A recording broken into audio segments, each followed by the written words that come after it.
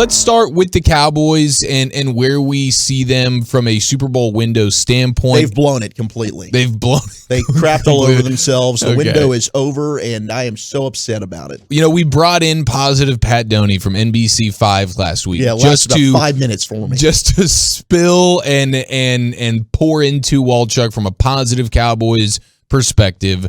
And it seemed like it worked a little bit, but it just kind of dissipated. I have too much respect for Pat to tell him that it didn't work. It didn't work at all, huh? But deep down, I'm like, I don't know. A home run draft can fix a lot of things.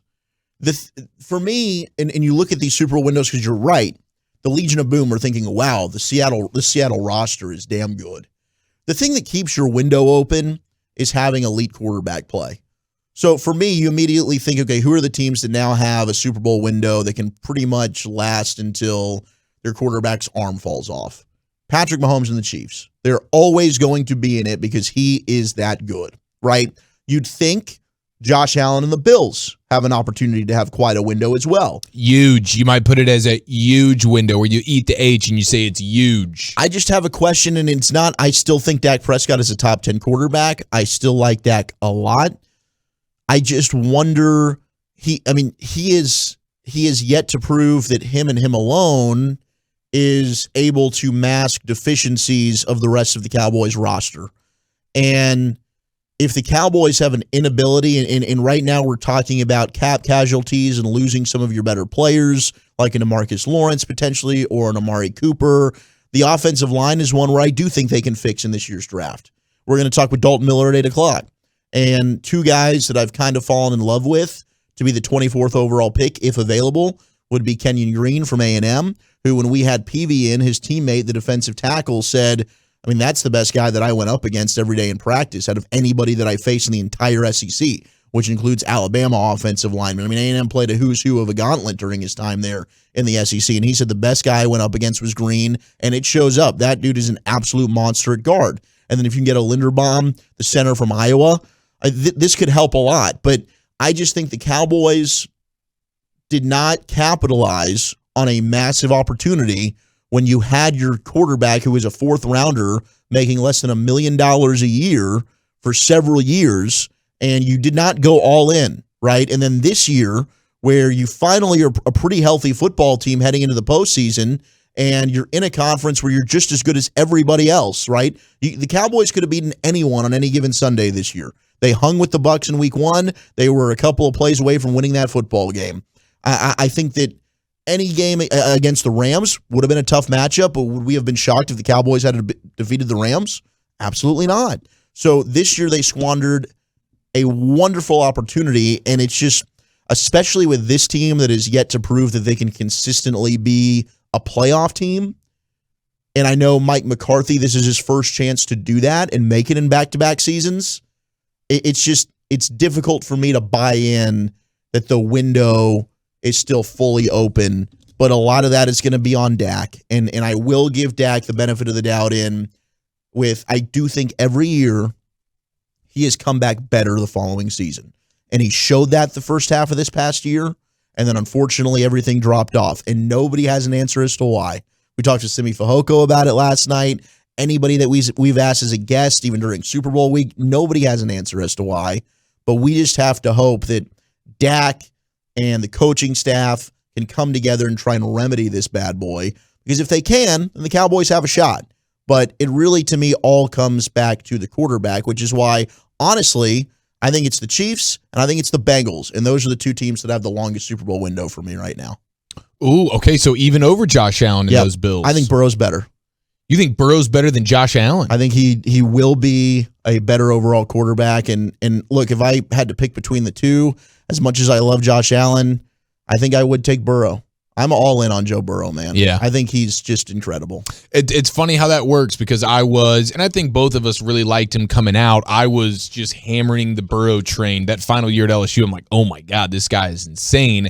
And now I think I have passed the Burrow baton to you, not out of disrespect on my end for Burrow, but your love, your infatuation, your respect has just skyrocketed for me, and it's fine, and I love it. I think Burrow's a total stud. There's an it factor about him, and the leadership qualities, all of it, man. He seems like an extremely likable dude. To take that organization, and really both of them, Yeah. right? The Bills and the Bengals both have been terrible organizations, but the Bengals for much longer. Yeah, and for him to do it as quick as he In did, year two, coming with a off team the that knee still injury, has a lot of flaws to it, yeah, was just unbelievable for me. It was one of the best quarterback seasons in recent memory. I don't think it's getting enough credit because you still have, guys like Allen and Mahomes and even Stafford who ended up winning it. People are like, oh, yay for Matthew Stafford finally getting it. What Joe Burrow did this year with that offensive line was unbelievable. Yeah. It really was, to an extent. Almost you could call it kind of unprecedented to do it in an organization that has the reputation of the Bengals.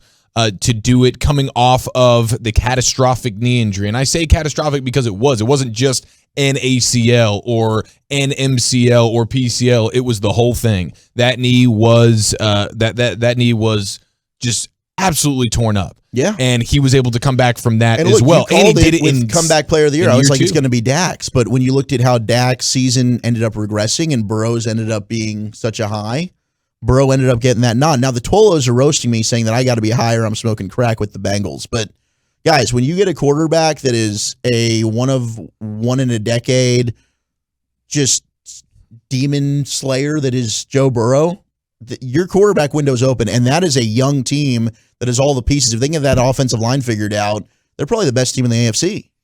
So I'm not ready to go that far with it, but I am more on your side than not when it comes to the Bengals, because I do have a ton of respect for Burrow, and it seems like sometimes you see teams that make it pretty far into a playoff or even go on a championship run, and you say, and they were kind of a year early. With the Bengals, you'd probably say they were like 2 years early. So it is pretty special what they've done. And then you see that division where, okay, Roethlisberger's out of there now. Not sure the quarterback situation in Cleveland, though the roster's strong. And then the Lamar Jackson thing is kind of a fluid situation. Is he playing like an MVP? Is he not? They probably have what you would consider the most stable quarterback in that division now. And so I like where you're coming at with the Bengals. I'm not willing to go that far with it because I have Josh Allen as a better quarterback. I mean, and that's, hey, right now, that's fair. Mobility wise, he certainly has that edge. But the other thing that I like about what the Bills have done is just the way they have supported. They've got a better overall roster.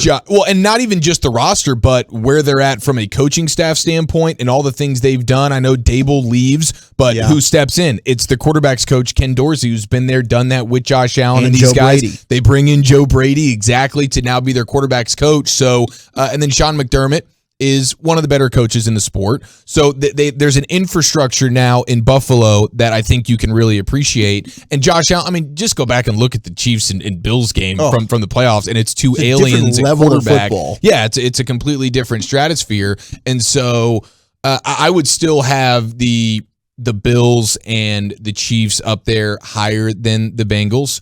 But I think all of them have pretty strong Super Bowl windows. And then when it comes back to the Cowboys, we did get some good feedback here, 877-881-1053, 469. No, Dak this year proved he can't take his team to the Super Bowl. Look at Burrow with less talent, took his team to a Super Bowl. 817, we are screwed for the next 5 years with Dak's contract. No. Why do you think Tom Brady won so many? Because he took a slim contract and big Super Bowl winning bonuses, and it allowed the Patriots to pay more important people like the offensive line and the defense. I get it. The Brady thing, we always go back to it. I mean, he made a boatload of money himself, but also his wife is the breadwinner of the household. He was afforded more opportunities to do that. You might be able to say, well, hey, Dak's about to, maybe commit himself with a lifelong contract to one of the Buffett ladies. We just talked about Josh Allen. He just made more. We've talked about Patrick Mahomes. He's also making more. Right. The other teams that have these quarterbacks are also paying them a ton of money. That, to me, that's a myth. The issue is you're overpaying guys like Ezekiel Elliott. Yes. Lyle Collins. You're talking about Tank and Amari and maybe restructuring those. The Cowboys have made bad deals elsewhere. It's not because you're paying Dak $40 million. Well, and the Cowboys did hurt themselves with the Dak contract because they could have got ahead of this thing. They waited too long. That's on them. And so when someone from the 817s chimes in with something like this, Dak and his agent screwed the Dallas Cowboys with the BS $40 million a year contract. No. Dak and his agent did not screw the Cowboys. The Cowboys screwed the Cowboys in that scenario because for years we were talking about you got to get this deal done. I mean, you could have had this thing done. Dak's making $28 to $30 million a year, and you sit there and you feel incredible about the contract.